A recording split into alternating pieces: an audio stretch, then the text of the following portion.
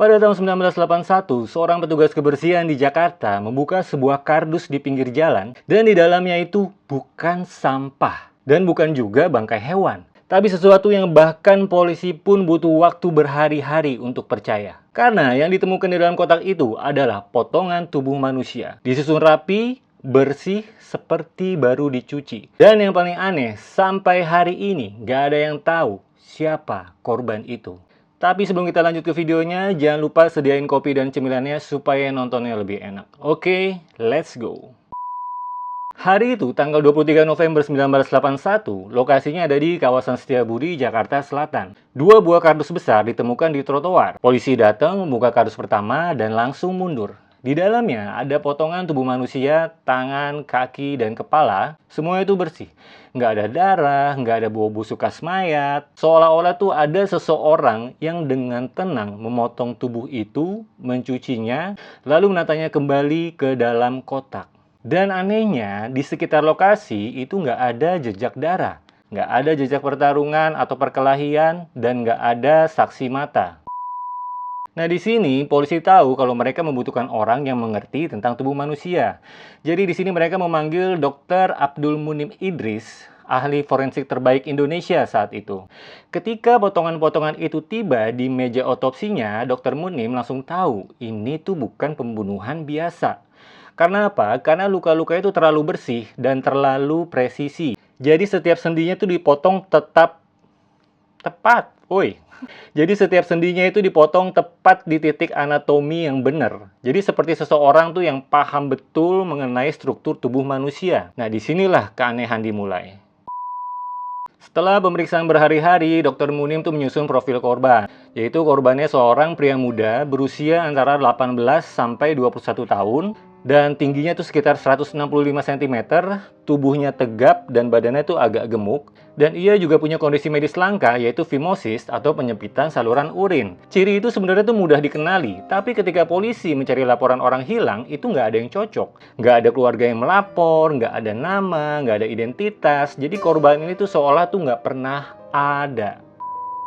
Dari hasil otopsi cuy, Munim tuh menemukan sesuatu yang makin aneh. Jadi semua potongan tubuh itu menunjukkan tanda telah direndam dengan air. Itu artinya pelaku tuh sengaja mencuci sisa darah dan jaringan untuk menghapus semua bukti forensik.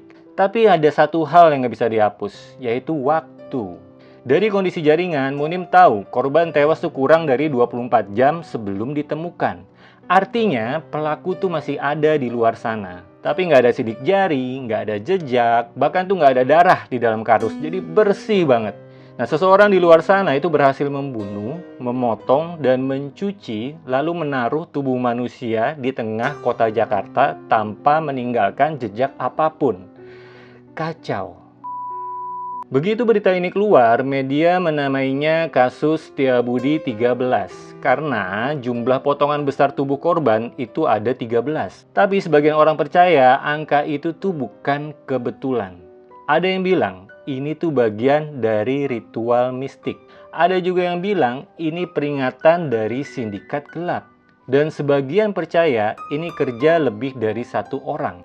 Tapi nggak ada bukti yang cukup untuk membuktikan teori manapun. Polisi memeriksa berbagai rumah sakit, klinik, bahkan sekolah kedokteran, tapi itu nggak ada catatan hilangnya alat ataupun tubuh dari semua yang dia cari itu. Semuanya tuh buntu. Jadi kasus ini perlahan menghilang dari media, tapi tidak di pikiran Dr. Munim. Bertahun-tahun kemudian dalam sebuah wawancara, ia ditanya, kasus apa sih yang paling ia ingat selama hidupnya, Dok? Ia tidak berpikir lama, dia langsung menjawab, Setiabudi 13. Lalu ia menatap pewawancara dan berkata pelan, saya tidak yakin ini dilakukan oleh satu orang. Tapi siapapun mereka tahu apa yang mereka lakukan. Dan mereka nggak ingin ditemukan.